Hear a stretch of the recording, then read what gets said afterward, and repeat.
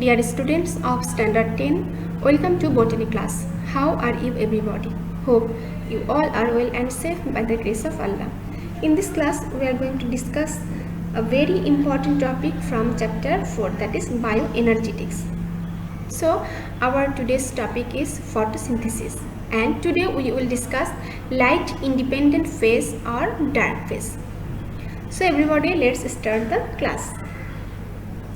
Light independent phase or dark phase.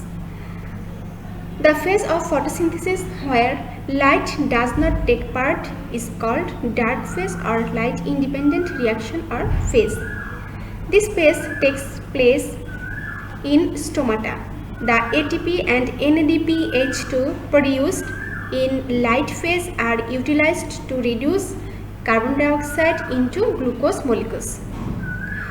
So, in this class, we are going to discuss how carbon dioxide synthesizes to produce glucose, that means sugar molecules. So, in this phase, atmospheric carbon dioxide enter into the leaf through the stomata, and the energy which is get from the ATP and NADPH2, these two ATP and NADPH2 produced in the light phase are utilized to produce carbon dioxide into glucose molecules. That is, during dark phase, NADPH2 is oxidized and carbon dioxide is reduced to carbohydrate by taking the hydrogen from NADPH2. There are three recognized ways for reduction of carbon dioxide molecules to from glucose.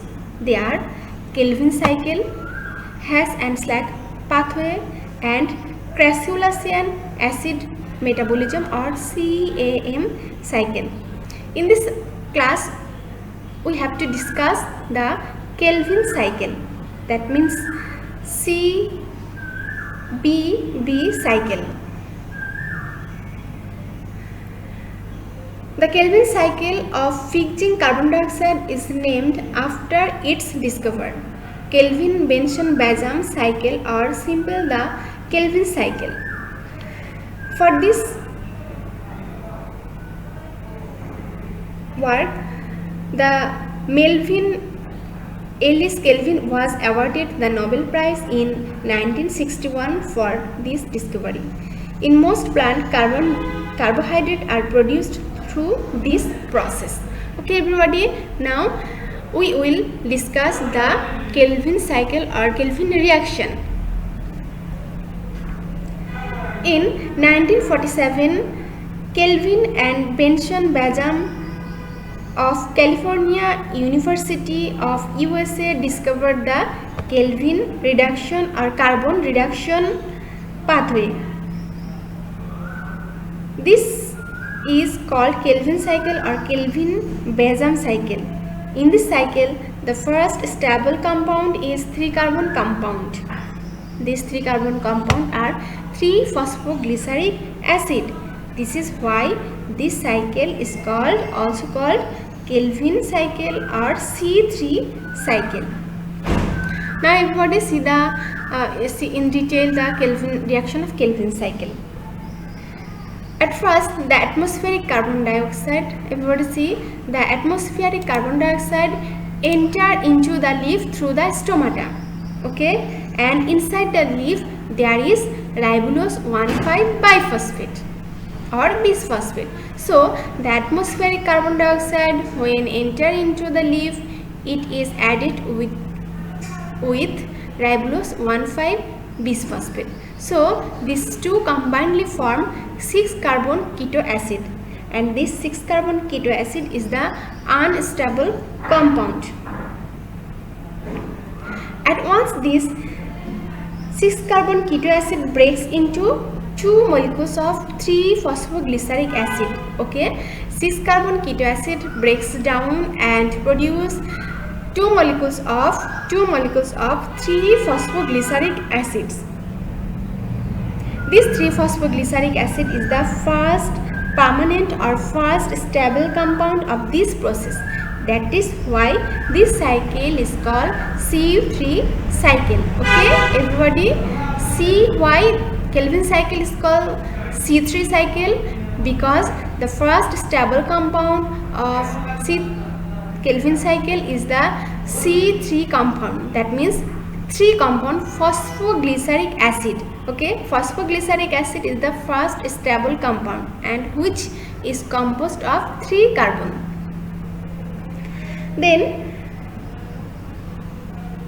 now this 3 phosphoglyceric acid react with ATP. Okay, 3 phosphoglyceric acid react with ATP. Okay, ATP is, you know, ATP is the energetic compound, adenosine triphosphate.